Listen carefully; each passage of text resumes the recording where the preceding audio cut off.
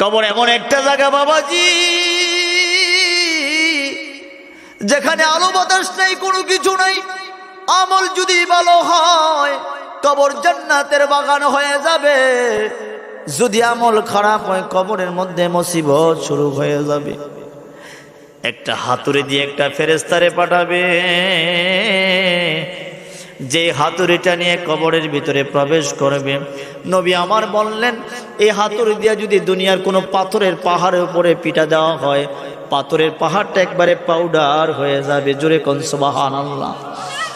এমন একটা পাথর, এমন একটা হাতুড়ি দিয়ে আপনাকে মারা হবে, আপনার মাথাটাকে আল্লাহ এমন শক্ত করে বানিয়ে দেওয়া হবে, পিটা দিবে, ফেটে যাবে, আবার জোড়া লেগে যাবে। সুম্মা লা ইয়ামুতু ফিহা ওয়ালা ইয়াহইয়া। ওই দিন আর রুহুটা বের হবে না, রুহুটা বের হবে না, সেট আপ করে দেওয়া হবে। বাবাজি, যারা বেনামাজি হবে, হাদিস শরীফের মধ্যে আসছে, তার এই দেহের চামড়াটাকে 72 গজ মোটা করে বানাইব। Hridoy HD media, the Islamic content creator. যদি আমল করতে পারেন, আজকের পর থেকে কবরের জিন্দেগি দামি হয়ে যাবে। আজকের পর থেকে যদি দিল থেকে মেনে নেন, কবরের জিন্দেগি শান্তি হয়ে যাবে। বাবাজি আমার, লা ইলাহা ইল্লাল্লাহ, লা ইলাহা ইল্লাল্লাহ যে ব্যক্তি জিকির করবে, নবী আমার বললেন, যে ব্যক্তি এই জিকির হামেশা করবে, মরার আগে আগে তার ঈমান নসিব হবে। শুধু তাই নয় বাবাজি, আমার নবী বললেন, কেউ যদি লা ইলাহা ইল্লাল্লাহর জিকির সব সময় করে, মরার সময় তার শাহাদাতের মৃত্যু হবে। জোরে কোন সুবহানাল্লাহ। বাবাজি, মুসা আলাইহিস সালাতু ওয়াস সালাম আল্লাহকে ডাক দিয়ে কয়, বাবু আমার একটা জিকির দাও। আল্লাহ কয়, পড়ো লা ইলাহা। ওইটা তো পড়া, এটা তো পড়ছি, নতুন একটা দেন না। সব নবীরা তো এটা পড়লো। কয় পড়ো লা ইলাহা ইল্লাল্লাহ। দ্বিতীয় দিন গিয়া বললেন, আমার একটা কালিমা দেন। আমার আল্লাহ বললেন, পড়ো লা ইলাহা ইল্লাল্লাহ।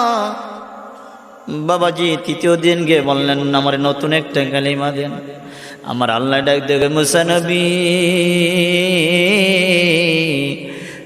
তামাম পৃথিবী এক পাল্লা দিলে, আমার কালিমা এক পাল্লা দিলে এর ওজন আরো বেশি হবে। বাবারে, রাসূল বললেন, কেউ যদি দিল থেকে কালিমার জিকির করে, তার কলবের গুনাহ মাফ হয়। যত বড় গুনাহগার হয়, গুনাহগুলি ঝরে যায়।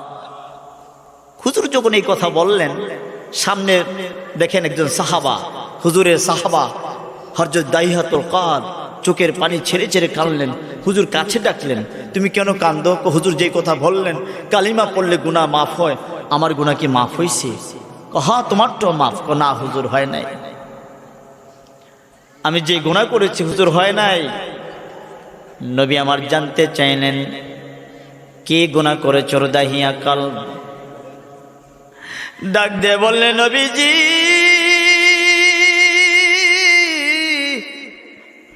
আমি ব্যবসার কাজে যখন যাব, আমার স্ত্রীর গর্ভের ভিতরে একটা সন্তান ছিল।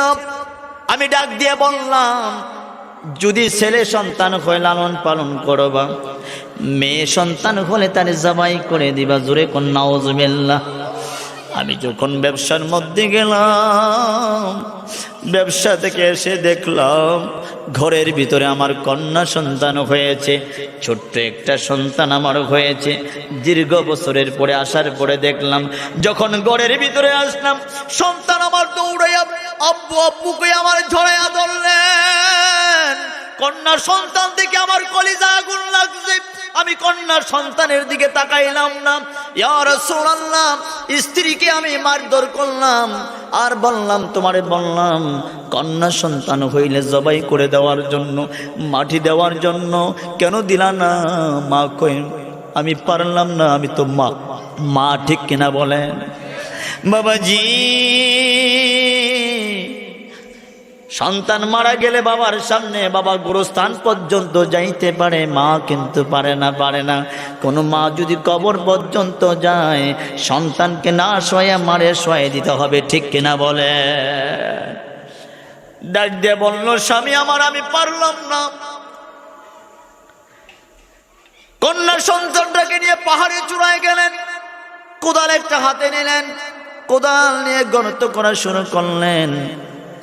গর্ত করতে করতে যখন শুরু করলেন, মাটিগুলো চিটকে চিটকে দাঁড়ের মধ্যে পড়ে। মেয়ে ডাক দেখো, বাবাজি কার জন্য এত বড় গর্ত করো রে বাবা? মাটিগুলো একেবারে দাঁড়ের থেকে ফালাইয়া ফালাইয়া বলে, আব্বু কার জন্য? ইয়া রাসূলুল্লাহ, আমি আমার কন্যা সন্তানের দিকে তাকাইলাম না। গর্ত যখন হয়ে গেল, ধাক্কা মেরে দিয়ে আমি গর্তের ভিতরে ফেলে দিলাম। জোরে কন্যা নাউযুবিল্লাহ। আমার মেয়েটা একটা চিৎকার বলে, বাবাজি আব্বা ডাকার জন্য বড় আবেগ নিয়ে এত বছর বসেছিলাম, কেমন তুমি জালিম বাবা, আমি তোমার কি ক্ষতি করলাম, আমার গর্তের ভিতরে ফেলে দিয়েছ। যখন এই কথা বললেন, আমি কন্যা সন্তানের দিকে তাকাইলাম না, আমি মাটি ছুঁড়তে লাগলাম, পাথর মেরে আমার মেয়েটাকে একেবারে রক্তাক্ত করে ফেলেছি। আর আমার মেয়েটা বারবার গর্ত থেকে উঠতে চায়, আমি বারবার করে আঘাত করি, এইভাবে জিন্দা আমার মেয়েটাকে কবর দিয়ে দিলাম। এই কাহিনী শোনার পরে আমার নবী দু চোখ বেয়ে পানি মোবারক গুলো পরে পরে ধারি মোবারক ভিজে গেলেন। ডাক দিয়ে কয়, নবীজি কালিমা পড়ার কারণে সব গুনাহ মাফ হতে পারে, আমার এই গুনাহটা মনে মাফ হয় নাই। হুজুর চোখের পানি ছেড়ে ছেড়ে দিয়ে বললেন, দাহিয়া কালবে, যখন তুমি কালিমা পড়েছো এই গুনাহটাও মাফ। কালিমার জিকির হারতে হারতে পড়বেন, রাজি আছেননি? লা ইলাহা লা ইলাহা লা ইলাহা। বাবারে বারবার হাঁটতে হাঁটতে পড়বেন, শুয়ে শুয়ে পড়বেন, ঘুমানোর সময় সময় পড়বেন। যেটা যখন পড়তে পড়তে শিখে যাবেন, চর্চা হয়ে যাবে, আপনি ঘুমালেও আপনার কাল কিন্তু ঘুমাবে না, ঠিক কিনা বলেন? আমি মৌলভীবাজার গেছিলাম মাহফিলের পরে একটা বাসের কন্ট্রাক্টরের সাথে থাকার জন্য গেছিলাম। কিসের বাসের কন্ট্রাক্টর? মানুষ ডাকে না, এই যে আপনার কোরিয়া এই আসার সময় কচুয়া কচুয়া কচুয়া কচুয়া ডাকে কিনা, এরকম ডাকতে ডাকতে চাঁদপুর চাঁদপুর ডাকে। তো লোকটার সাথে যে ঘুমালাম, ঘুমের মধ্যে দেখি উনি ডাকতেছে নয়নপুর নয়নপুর নয়নপুর। আমি বললাম কিসের নয়নপুর?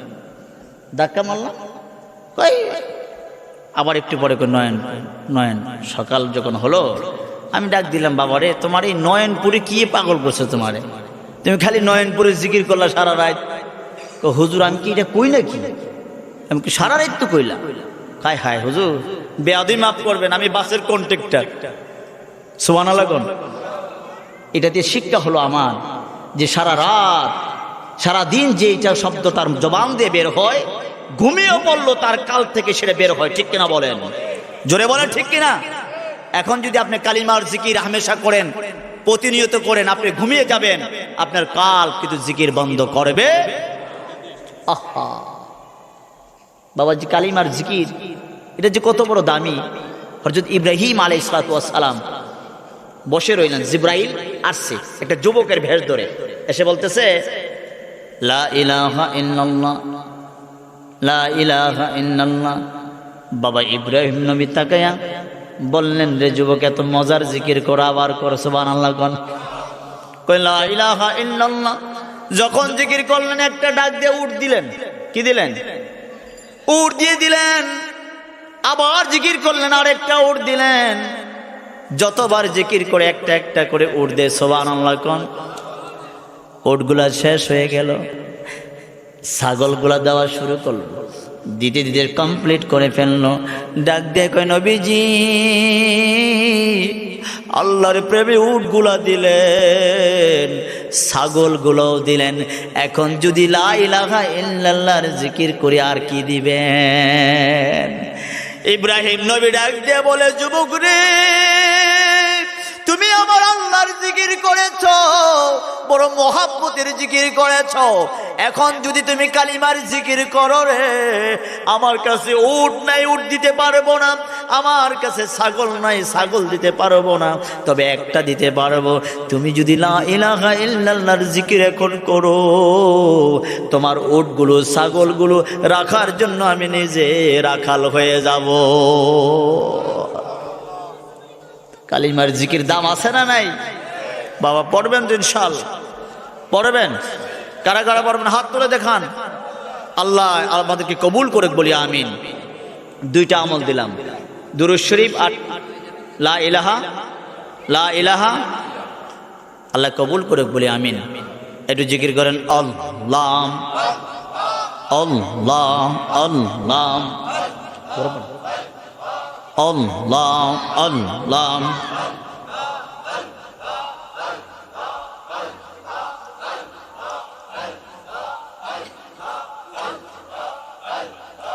আল্লাহ আল্লাহ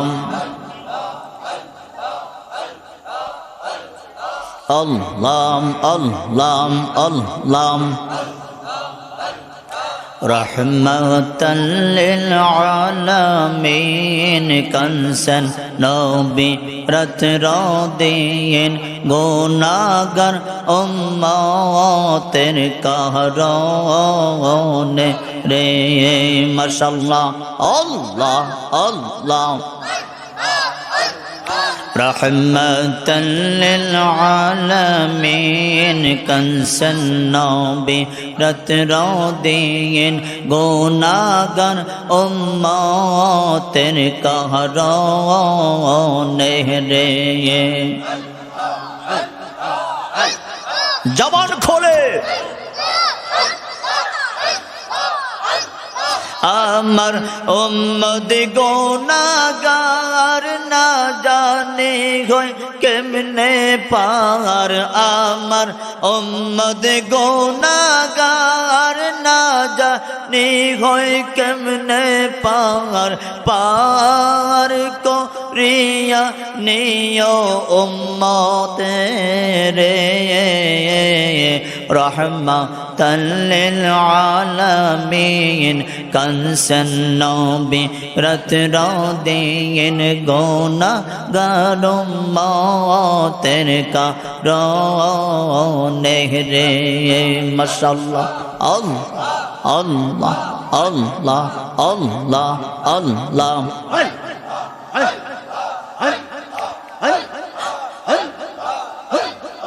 আল্লাহ আল্লাহ। জবান খোলে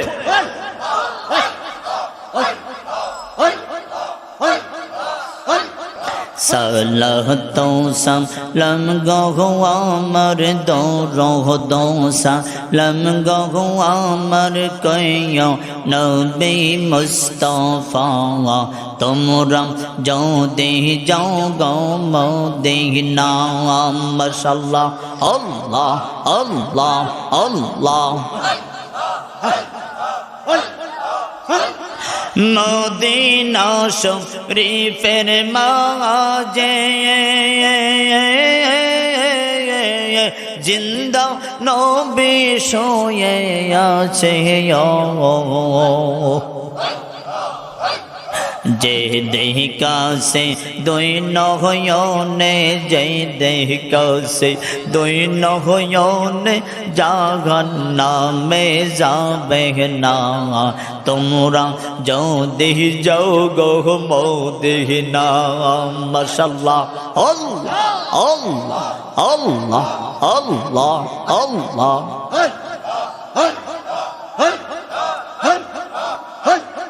মদিনা শরীফের মাঝে জান্নাতের বাগান আছে, ও হায় হায় মোহাব্বতে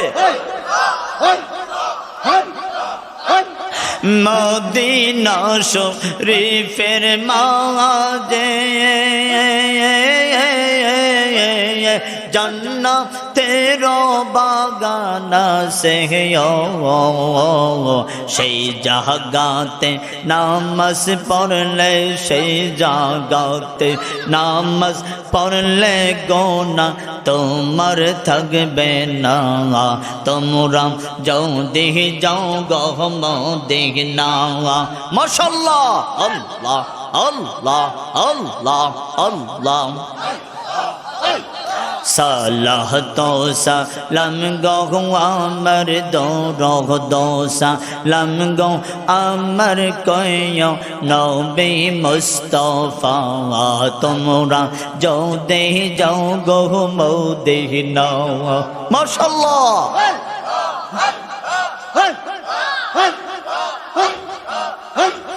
মদিনা শরীফের মাটি আমি চৌকে মগবো সুরমা বলিও যাবে চৌকের পর্দা খোলে যাবে চৌকের পর্দা খোলে অন্ধ নয়ন থাকবে না তোমরা যাও দে যাও গো মদিনা মাশাআল্লাহ লা ইলাহা ইল্লাল্লাহু মুহাম্মাদুর রাসূল সাল্লাল্লাহু আলাইহি ওয়াসাল্লাম আমার আল্লাহ ডাক দিয়ে কয় মৌসা নবী কিছু কওয়ারও কয় না না প্রথম কথায় আজকে মজা লাগে নাই প্রথম কথায় তো আমি উত্তরটা মজা পাইলাম না জায়গা যখন রওনা করলেন হরিণ সামনে দাঁড়িয়ে দাঁড়িয়ে বললেন পয়গম্বর কি জবাব নিয়ে আসটা বলে দাও সুবহানাল্লাহ গণ মুসা নবী ডাক দিয়ে বলে হরিণী তোমার জবাব শুনে আমার কলিজা আগুন লাগছে তুমি যদি শোনো কলিজা ফেটে মরে যাবা শোনার দরকার নাই রে হরিণী যাও যাও কয় না না যাব না যে আল্লাহ আপনারে বানাইলো সে আল্লাহ আমারে বানাইলো যে আল্লাহ আপনারে বানাইলো আমারে বানাইলো সে আল্লাহ যেহেতু উত্তর দিয়েছে মনে হয় উত্তরের ভিতরে বিশাল রহমত আছে জোরে কোন সুবহানাল্লাহ মুসা নবী গরম হয়ে কয় কেমন রহমত কি পাবি শুনে নে 100 বছর পরে জংলায় পানি পাবি যখন এই কথা মুসা আলাইহিস সালাম বললেন হরিণের জবান দিয়ে বললেন আলহামদুলিল্লাহি রাব্বিল আলামিন মুসা নবী কয়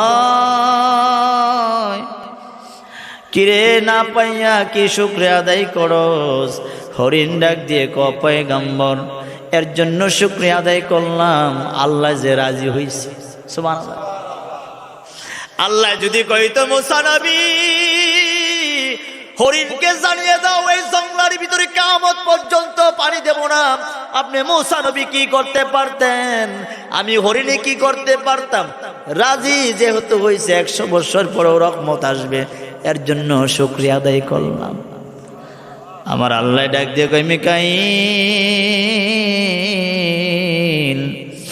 জঙ্গলের ভিতরে এই মুহূর্তে পানি ছেড়ে দাও সুবহানাল্লাহ এমন ভাবে পানি ছেড়ে দিলেন মুসা নবী ভিজে গেলেন বাড়ি যাওয়ার আগে মুসা নবী ভিজে গেলেন মুসা নবী কি খুশি না বেজার হ্যাঁ বুঝছেন তাইলে কি বেজার পরের দিন দিলটা নরম করে আল্লাহর কাছে গিয়ে আল্লাহ আমি একটা পয়গম্বরকে একটা হরিণীর কাছে তুমি ছোট বানাইলা কি ছোট বানাইলাম রে মুসা নবী তুমি বললা 100 বছর পরে বাড়ি দিবা এই কি কাম করলাম আমি বাড়ি যাওয়ার আগে বৃষ্টি দিয়ে দিলাম আমি ভিজে গেলাম আমার সাথে কেন এমন আচরণ করলাম আল্লাহ আমার আল্লাহ কয় তুমি যে সময় সংবাদ দিলা আমার হরিণরা কষ্ট পায় নাই জবান খুলে আমি রবের শুকরিয়া আদায় করছি মুসা নবী আমি সহ্য করতে পারলাম না শুকরিয়া বদলতে আমি রহমত দিয়ে ভরপুর করে দিলাম জোরে কোন সুবহানাল্লাহ শুকরিয়া আদায় করলে লাভ না ক্ষতি আমরা আসতে পেরে খুশি না বাজার জোরে বলি খুশি না বেজার? বলি আলহামদুলিল্লাহ। সম্মানিত বাবাজি, সময় খুব কম, কিছু কথা বলতে হবে। আমার সাবজেক্ট দিয়েছে নামাজ সম্পর্কে কথা বলার জন্য। নামাজ আসেনি এলাকায়? নামাজ আসেনি? আছে, নামাজ আছে। রোজার মধ্যে বেশি মুসল্লি বাড়বো। কথা বলেন, আইতেছে না রমজান? মাশাআল্লাহ, যিনি 5 ওয়াক্ত নামাজ পড়ে হের জায়গাও নাই,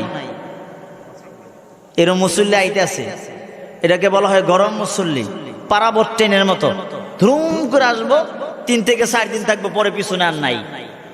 ও কেউ আপনার দেখলাম ভালো তো 2 দিন পড়লেন, কয় পাশায় কুলায় না। আটকা নামাজি তো, পাশা তো জোর থাকতো, এরকম আছে না নাই?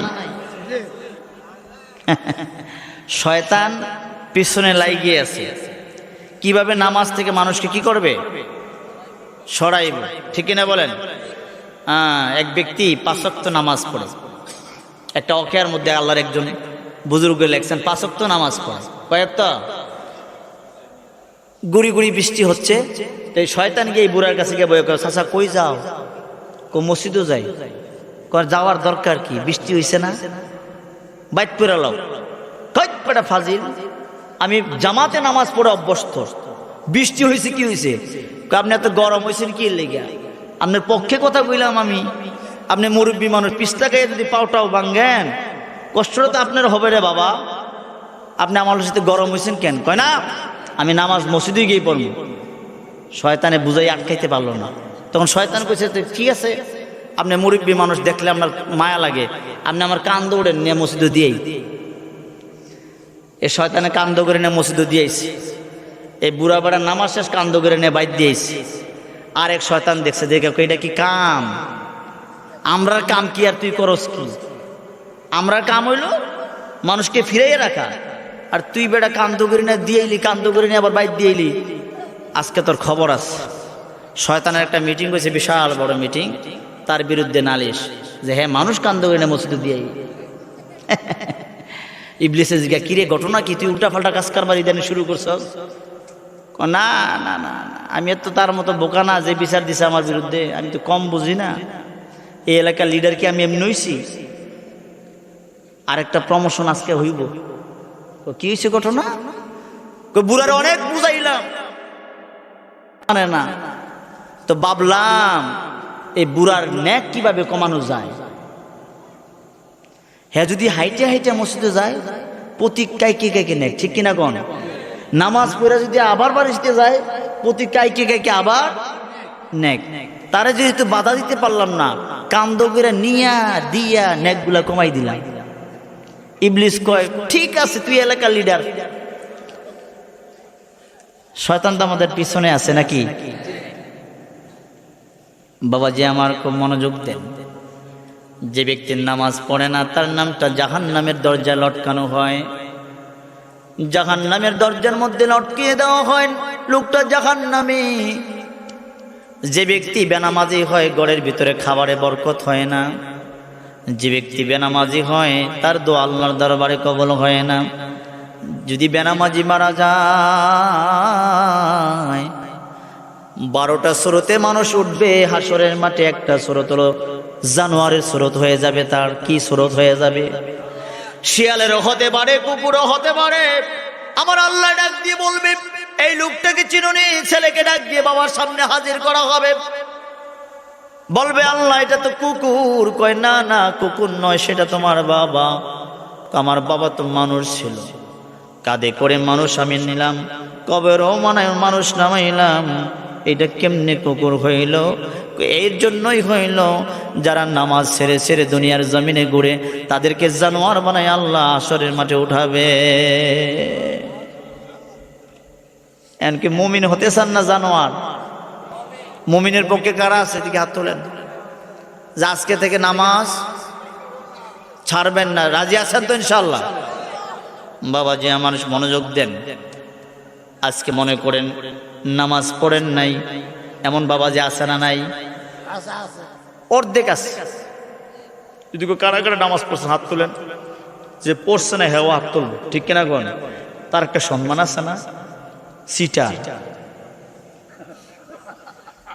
সিটার কি এটা? কোনো সন্দেহ? তুমি যে কত রঙের বাটপার, এটা কে জানে? কে জানে? বাটপারের যে একটা সীমা আছে। বেনামাজি যখন মারা যাবে তার জন্য আগুনের বিছানা করা হবে। 3 নামক 99টা সাপকে কবরে ঢুকিয়ে দেওয়া হবে। সুজা একটা সাপ থাকবে রে বাবাজি, যেটা কামড় দিয়ে গোস্তগুলো ছিঁড়ে ফেলবে, আবার জোড়া লাগবে, আবার কামড় দিবে, আবার জোড়া লাগবে, আবার কামড় দিবে। সুজা আকরা সাপের নাম বেনামাজের জন্য বানিয়ে রেখেছে। 3 নামক 99টা সাপ তোর কবরের ভিতরে ঢুকবে। একটা যদি কামড় দেয় 40,000 বছর পর্যন্ত মানুষটা কাতরাতে থাকবে। এমন একটা সাপ যদি দুনিয়ার কোথাও নিঃশ্বাস ফেলাইতো, কিয়ামত পর্যন্ত ওই জায়গার মধ্যে ঘাস উত্তোলন হইতো না। এমন বিষাক্ত সাপ তোমার কবরের ভিতরে যাবে, তোমারে পেঁচাইয়া পেঁচাইয়া ধরবে, পেঁচায় পেঁচায় কামড়াবে। বিশ্বাস হয়নি? কার কার হয়? যদি হয় আজকে থেকে নামাজ ছাড়া যাবে।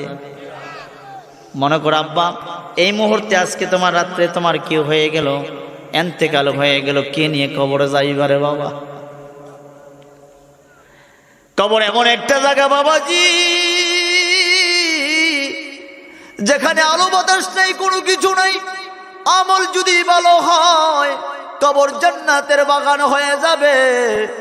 যদি আমল খারাপ হয় কবরের মধ্যে মুসিবত শুরু হয়ে যাবে। একটা হাতুড়ি দিয়ে একটা ফেরেশতারে পাঠাবে, যে হাতুড়িটা নিয়ে কবরের ভিতরে প্রবেশ করবে।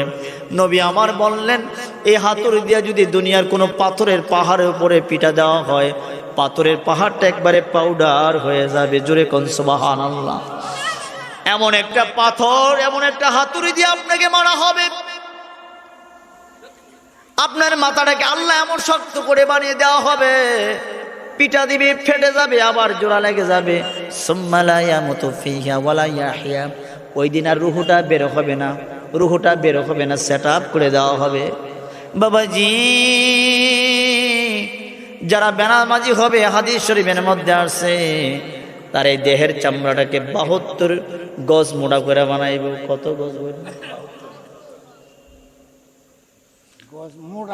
মোটা মোটা করে বানানো হবে। কোথায় লেখছে? 46 গজ মোটা। উহুদ পাহাড়ের মতো দাঁতগুলি হবে, এমন মোটা করে আপনারে বানাইয়া লাইব, বানাইয়া কবরের মধ্যে দেওয়া হবে। জাহান্নামের মধ্যে ফালানো হবে। জাহান্নামের মধ্যে 7টা জাহান্নামের ভিতরে গায়ে একটা হাবিয়া, দুজকের ভিতরে একটা কূপ আল্লাহ বানাইছে। যেই কূপটার নাম হলো গায়ে। এই গায়ের ভিতরে আরো 2টা আল্লাহ কূপ বানিয়েছে, জাহান্নামের আগুনের কূপ, ওইটার নাম হলো হাবহাব।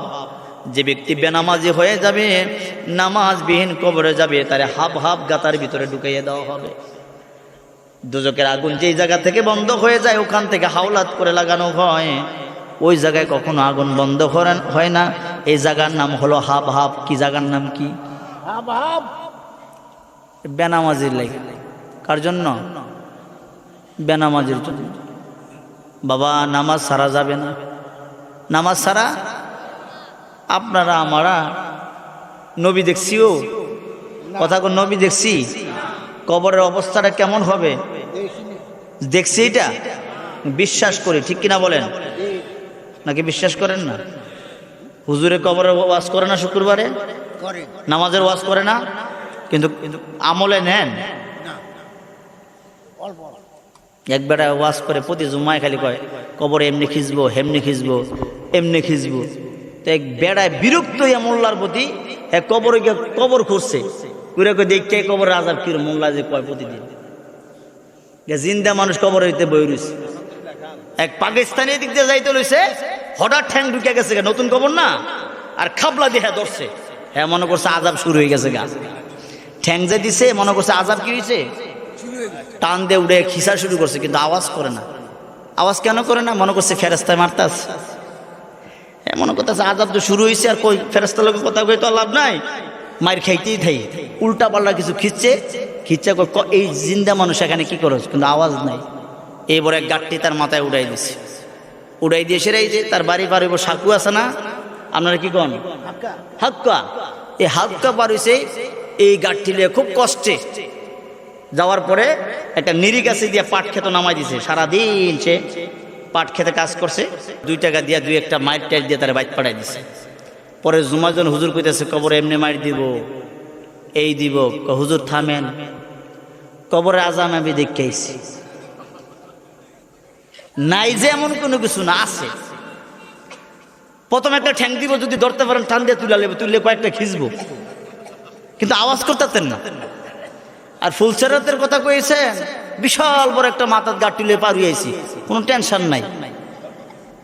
আর যে রোদের কথা কোন হারা 50 বছর খারাই থাকতে পারবো, ছিলাম রোদে ছিলাম, বিকালবেলা আবার এমনি ছাড়ে না, 1 কাপ চাও খাওয়ায়, 2টিও দেয়।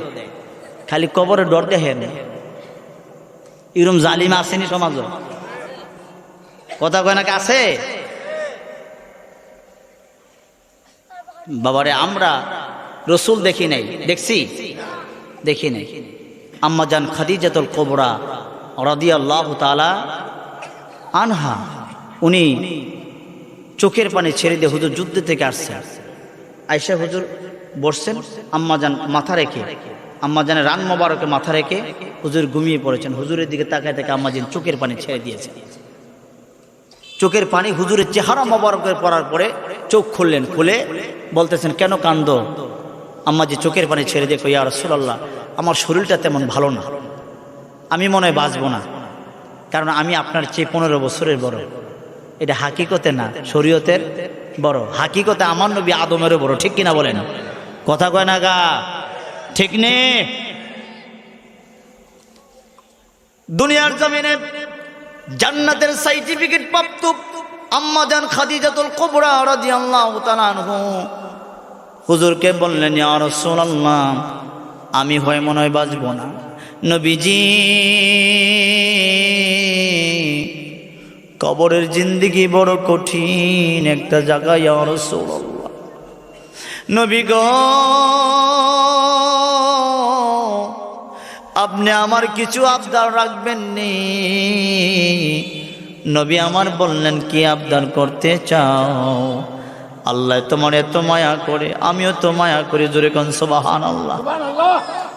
দুনিয়ার ভিতরে একটা মহিলার আল্লাহ সালাম দিছে, সেই মহিলাটা হলো আম্মা জান খাদিজাতুল কুবরা। সুবহানাল্লাহ বলেন। হুজুর ইসলামের প্রাথমিক যুগে আপনি হেরা গুহার মধ্যে হজ করেছেন? কোন বাবা দিকে হাত তুলেন তো, কারা কারা হজ করেছেন? আলহামদুলিল্লাহ। যেখানে আপনার হুজুর বসে ধ্যান করেছেন, জায়গাটা কি নিচে না দূরে? জোয়ান মানুষ, বুড়া মানুষ উঠতে পারে? উঠতে পারে? উঠছেন, আলহামদুলিল্লাহ।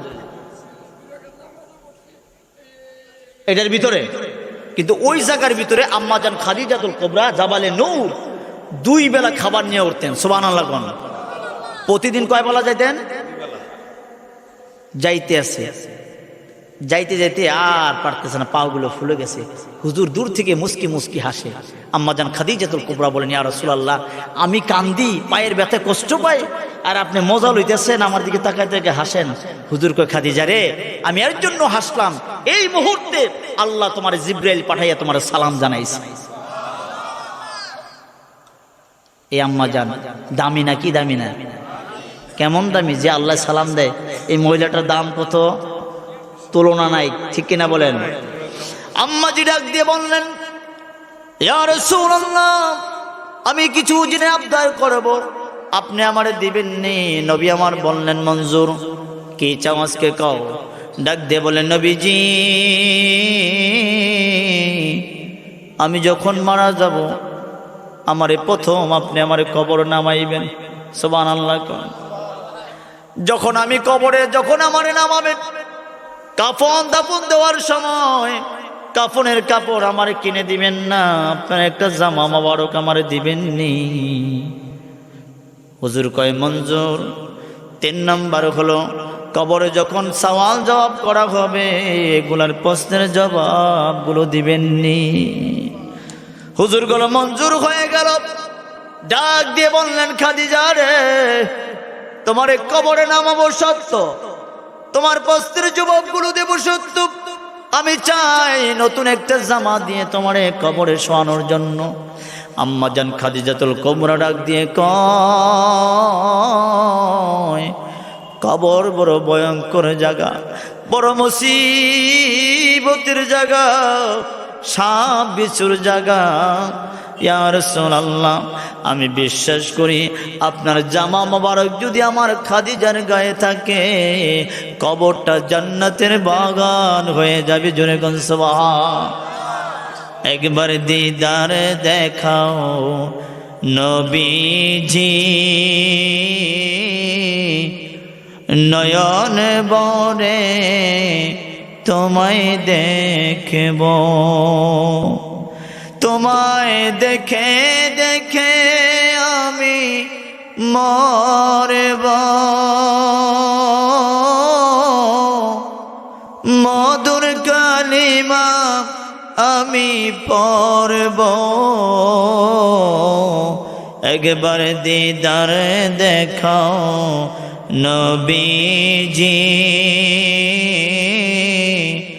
নয়ন বরে তোমায় দেখব।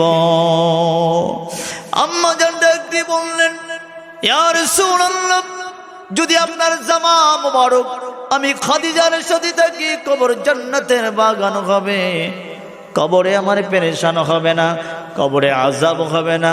বাবাজি, যারে আল্লাহ আপনার সালাম জানাইছে, নবী যার প্রতি মহাব্বত ছিল, যারে কলিজা দিয়া মহাব্বত করত, এমন আম্মা জান কবরকে ভয় পায় কি পায় নাই? বিশ্বাস করত কবর ভয়ঙ্কর জায়গা। ওই ব্যক্তি কবরে শান্তি পাবে যারা নামাজ পড়ে কবরের জমিনে যাবে। বেনামাজি যখন কবরে যাবে, কবরটা সাপের বাসা হয়ে যাবে। আব্বাজি আমার, এই নামাজ এই যে গেছে মেরাজের মাস গেল না, গেল না নামাজ? নামাজ কত ওয়াক্ত দিছে এই ওয়াজ জানেন না আপনারা? কত ওয়াক্ত দিছে? এই তো শেষ ওয়াজ। কত ওয়াক্ত দিছে? কিন্তু পড়ি কত ওয়াক্ত? সওয়াব পাই কত ওয়াক্ত? জোরে কোন কত ওয়াক্ত? এই তো মাশাআল্লাহ ওয়াজ পুরোপুরি জানেন আপনারা। খালি আমি জিজ্ঞাসা করেছি, কেউ যদি 5 ওয়াক্ত নামাজ পড়ে, তার আমল নামায় 50 ওয়াক্তের সওয়াব লিখতেই থাকে। সুবহানাল্লাহ বলেন।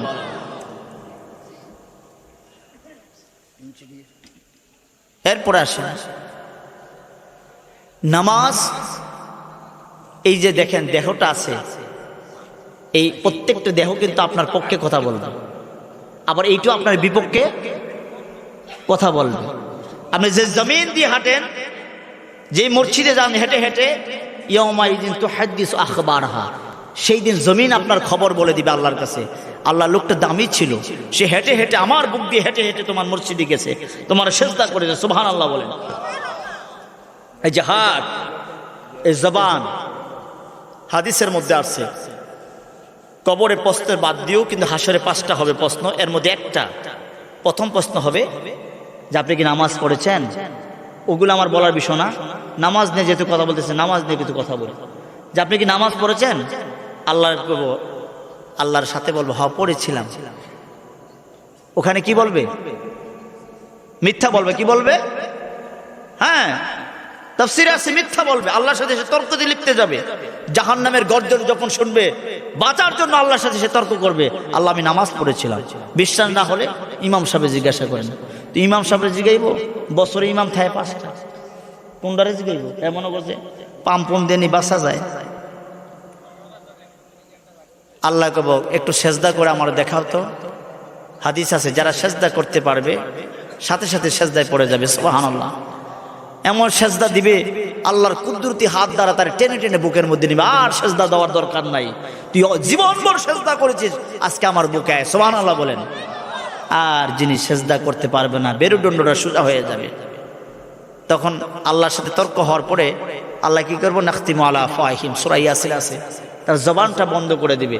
ও তুকাল্লিমুনা আইদিহিম, তার হাতকে জিজ্ঞাসা করবে, তার হাত কথা বলবে তার বিপক্ষে। হ্যাঁ, সেই লোকটা এইদিক সেদিক গেছে। ও তাশহাদু আরজুলুহুম, এ পা সাক্ষী দিবে বিমা কানু ইয়াকসিবুন, জীবনে যা করছেন।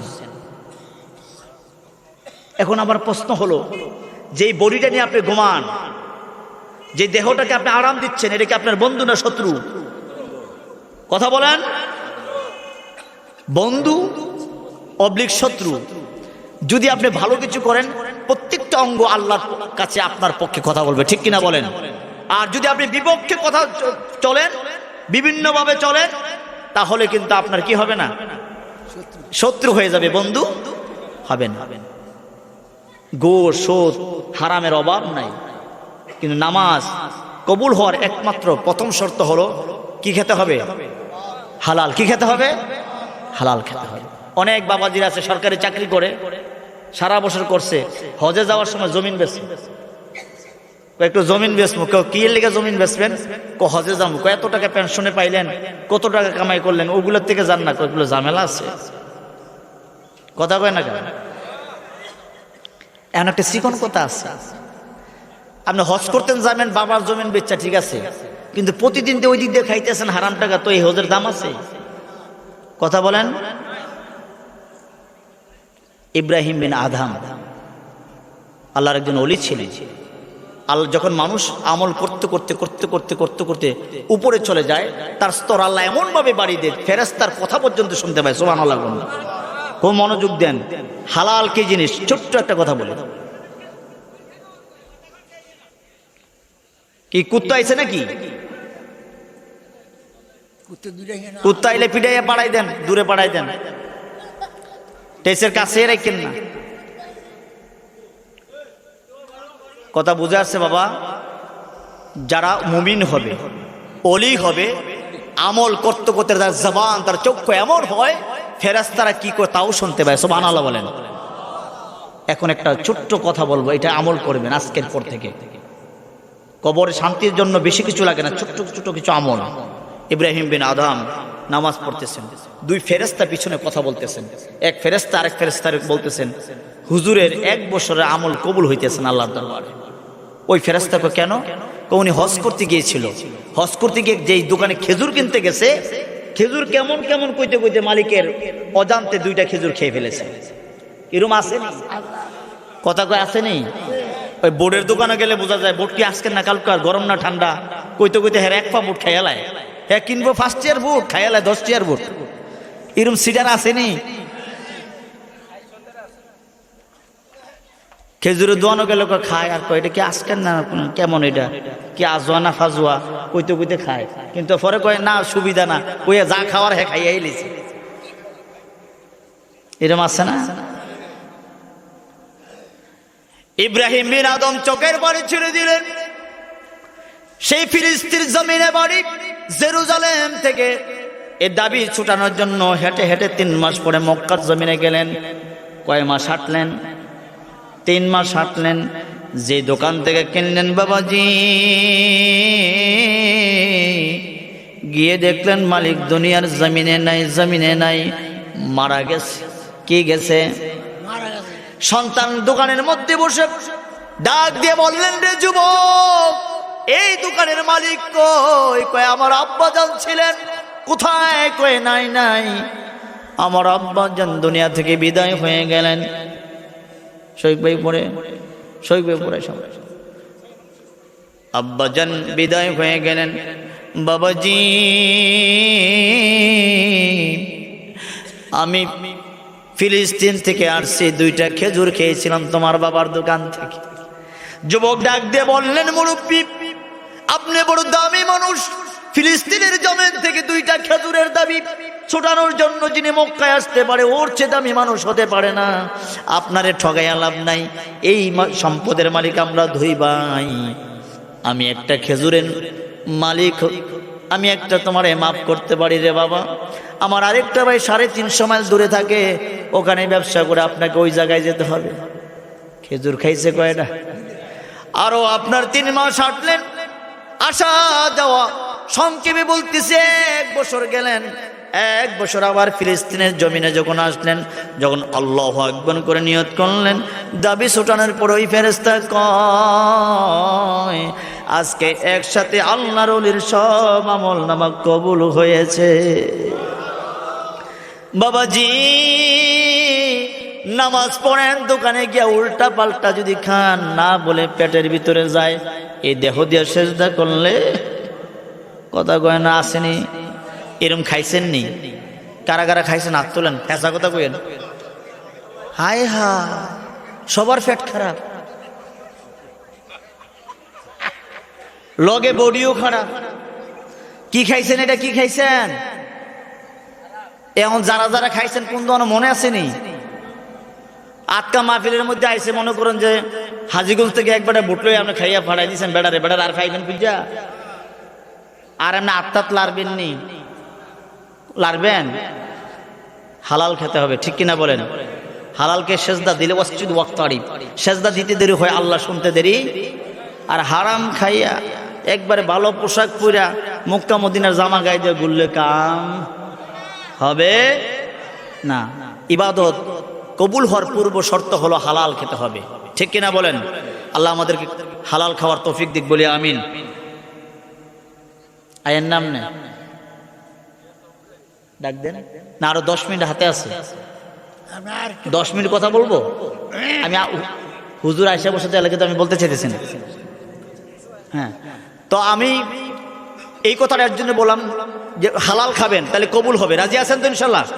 এখন আসেন, রমজান আইতাছে, যে দু একটা কথা না বলে রমজানের ব্যাপারে ভাল লাগতো না, ঠিক আছে নি বাবাজি?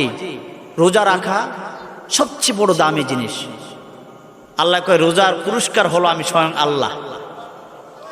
অন্যান্য পুরস্কার জান্নাত দিমু, এটা দিমু, হেটা দিমু, কিন্তু পুরস্কার হলো আমি স্বয়ং আল্লাহ, ঠিক না হুজুর? তুমি রোজা রাখছো, আল্লাহ নিজে আমি তোর পুরস্কার, সুবহানাল্লাহ বলেন না? কিন্তু এই রোজার ভিতরে 2 নম্বরই আছে না নাই? আছে নি? অনেক বাবাজি আছে রোজা রাখে, তারাবি করে না, আসেন এরকম?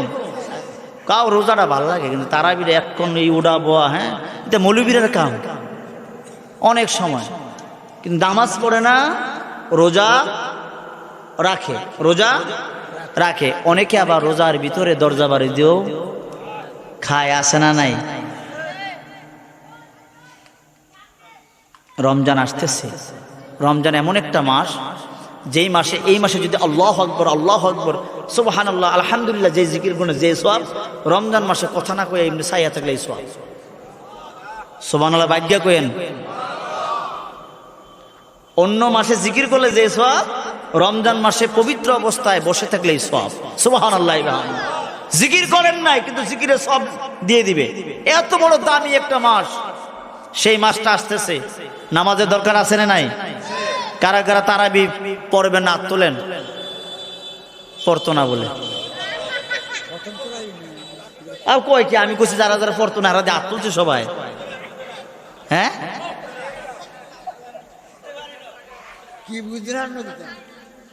মেশকাত শরীফে হাদিস আছে, একটা বুড়া বেড়া খাবার দাবার লইয়া উঠলে রওনা দিছে, মরুভূমির মাঝখানে গেছে, বুড়াটা ঘুমাইছে, ঘুম থেকে উঠা দিয়ে উঠ নাই, বুড়ায় খুশি নাই বেজা? কানতে কানতে বুড়া একেবারে বেহুশ হয়ে গেছে, ঘুম থেকে উঠা দিয়ে উঠটা খাড়াই রয়েছে। সংক্ষেপে বলতেছি, খুশি না বেজা?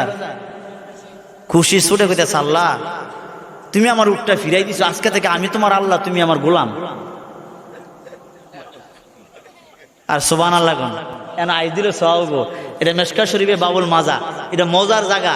এন কিছু কিছু জায়গাতে হাসি দিলে সওয়াব, কিছু কিছু জায়গায় কানতে হয়, কিছু কিছু জায়গাতে হাসতে হয়, হাসিও সওয়াব। কথা বুঝেন নাই? লোকটা কইতেছে, আল্লাহ আজকে থেকে আমি তোমার আল্লাহ, তুমি আমার কি গোলাম। ফেরেশতা কয় কি হে? এর জবান দিয়ে কি কয় হে আল্লাহ? এদের নিজে আল্লাহ দাবি করছে। তখন আল্লাহ কয়, ফেরেশতা রে, তুই তার জবান দেখছস, আমি তার কাল্ব দেখছি। হে এশকের সুরে মোহাব্বতের কারণে এমন ভাবে কইছে, উল্টাই নিছে কথাটা। আপনারা যারা তুলছেন, আসলে কিন্তু আপনারা এশকে থেকে তুলছেন, কিন্তু ভিতর ঠিক আছে। আবার এর ভিতরে 2 নম্বরে কিছু আছে। সব ডিজে ভালো এমন কোন কথা না। রোজা রাখবেন তো ইনশাল্লাহ? হালাল খেয়ে, হালাল খেয়ে রোজা রাখতে হবে। সুদের টাকা না। সুদ আছে বাবা এই জায়গায়? সুদ আছে? সুদ আছে? আপনি বাংলাদেশের কথা কি চেন? আপনি এলাকার কথা কোন? সুদ যিনি লাগায় হেও জাহান্নামী, আর যে খায় হেও, আর মাঝখান দিয়ে ঠ্যাংটা লড়াইয়া যে সাক্ষী চায় হেও জাহান্নামী। মুরব্বী আপনি একটু আমার কথা ফাঁকে থাকেন, আচ্ছা আসি দেশ না, অসুবিধা কি, আমি তো আছি, আমি কি মরে যাই নাকি, আমি তো শুনছি। এই যে কই ঠেলার জন্য একটা কথা সাক্ষী দিছে, হেও মরছে, হেও জাহান্নামী। বুঝেন না কথাটা? যে সুদ খায় সে মূলত গো খায়। কি খায়? কি খায়? জুনাইদ বুগদাদির কাছে গিয়ে বলতেছে, আব্বাজি এক মহিলায় আমার সন্তান হয়ে বাঁচে না, আমি নিয়োগ করছি এই সন্তান যদি বাঁচে তাহলে আমি পায়খানা খাবো। কিরূপ কুচ্ছিত একটা নিয়োগ করছে। তো আমি যখন কুচ্ছিত নিয়োগ করলাম, আমার সন্তান এটা মরে না, এখন আমি তো পায়খানা খাইতাম গেলে আমার রুচি হয় না, এটা কি খাওয়া যায়? আমি যাই আমার নিয়ত পূরণ করতাম, কিন্তু এটার কাছে গেলে ও গু খাওয়া যায়, কথা কনা খাওয়া যায়। তখন আমি তো বিপদে পড়ছি, ফোলা তো মাসাল্লাহ আমার বাচ্চা রয়েছে, এখন আমার নিয়ত কেমনে পূরণ করতাম? জুনাইদ বুগদাদি কইতেছে, মারে তোমার এলাকার কি সুদখুর আছে? মেলা আছে আমার। আপনি বললেন খাইতাম, খাইলাম, হাত না দেওয়ার জন্য দিলাম না, তেনা পেছাই দিলাম, নিয়ে এলাম, মানে গুয়ের গন্ধ। কয় মারে তোমার নিয়ত পূরণ হয়ে গেছে। সুবহানাল্লাহ গণ। সুদখুরের বাড়িতে তো খাইছো, আসলে তো ভাত খাইছো না, কি খাইছো? কি খাইছো? যারা সুদখুর আছে তারা ভালো লাগতো না হেরার কাছে। হুজুরে তো এমন জায়গাতে হাত দিচ্ছে, কলজাটাতে নামার হাত দিল আজকে। সুদখুর জাহান্নাম এই দুনিয়ার মধ্যে সবচেয়ে নালত তত্ত্ব। আর একটা ফ্রি তাবিজ আপনাদেরকে দিয়ে যায়, ফ্রি, একেবারে ফ্রি তাবিজ। যারা ক্যাম্পাসারা তাবিজ বেছে না, 30 টাকা 30 টাকা, কেউ যদি না নেয় কি কয় 10 টাকা 10 টাকা, চলে না, কি করবো? এখন আপনারা একবারে ফ্রি দিতে আসি। কোনো গাছে, কোনো ফসলে, কোনো গরুর পায়ে, কোনো পশু পাখির পায়ে যদি কোনো পোকা হয়, 3 জন সুদখুরের নাম লেখে, যেখানে পোকা এখানে উপরে বাঁধতে দিবেন, দেখবেন বিকালে পোক নাই। যেই গাছের মধ্যে ডাব গাছে, যেই গাছে পোকা ধরে, ওই গাছে সুদখুরের ঘুষখোরের নাম লিখে দিবেন, 3 জনের। কয়জনের? দেখবেন যে পোক গেছে গা। সুদখুর এত ঘৃণা করে ফুকেও। তা আমরা রোজা রাখবো, কি খেয়ে রাখবো? সুদের টাকা নয়, কি টাকা? বাবাজি হাদিসে আছে, কেউ যদি হালাল টাকা দিয়ে খাইতে বসে, সে যদি বর্তা দিয়েও খায়, রাসূল বলছেন এই হালাল যিনি খায় তার খাবারটাকে জিয়ারত করার জন্য ফেরেশতারা আসে। সুবহানাল্লাহ বলেন। যে খাবারটা খাচ্ছে, বর্তা দিয়ে খায় হালাল, এই খাবারটাকে জিয়ারত করার জন্য, দেখার জন্য একদল ফেরেশতা আল্লাহ পাঠাই দেয়, আমার বান্দা হালাল খাচ্ছে। সুবহানাল্লাহ। আমরা হালাল খাবো, রাজি আছি তো ইনশাআল্লাহ? রোজা রাখবো, যথাসাধ্য রাখবো রোজা, রোজা ভাঙ্গার চেষ্টা করব না। যারা দোকানপাটে ব্যবসা বাণিজ্য করেন, লুকাইয়া সাটার আলগি দিয়ে খাওয়ান, বাবা রে তুই তো মুসলমান, এই কাজটা করিস না বাবা। তুই একজন মুসলমান আরেকজন মুসলমানকে দিন পালন করার জন্য উৎসাহিত করতে হবে, দুনিয়ার স্বার্থের জন্য তার রোজা ভাঙ্গার দরকার, এই কাজটা করব না। বাবা যে অনেক কথা বলেছি আপনাদের সামনে, পরিশেষে এই কথাই বলবো, হালাল খাবেন, রাজি আছেন? জিকির করবেন বেশি বেশি করে, দুরূদ শরীফ পড়বেন, রাজি আছেন? শেষ ফিনিশন হলো এই যে জবানটা, এই জবান দিয়ে কাউকে কষ্ট দিয়েন না। মুসলমানের প্রথম গুণ হলো হাসি দিয়ে কথা বলা, জবান দিয়ে কাউকে কথা কষ্ট দেওয়া। আজকে থেকে হাসি দিয়ে কথা বলবে, রাজি আছেন? মানুষের মনে কষ্ট দিবে না, রাজি আছেন? যদি এই জবানটাকে ভালো কথা দিয়ে চালাই যেতে পারেন, মরলে কবরটা জান্নাতের বাগান হয়ে যাবে। সুবহানাল্লাহ। আর নামাজ নামাজ নামাজ, নামাজ ছাড়া কোনো বিকল্প রাস্তা না, নামাজ পড়তে হবে। আল্লাহ যে আমাদেরকে দিন শেখার, দিন বোঝার, আমল করে কবরে যাওয়ার তৌফিক দেয়। সবাই বলি আমিন।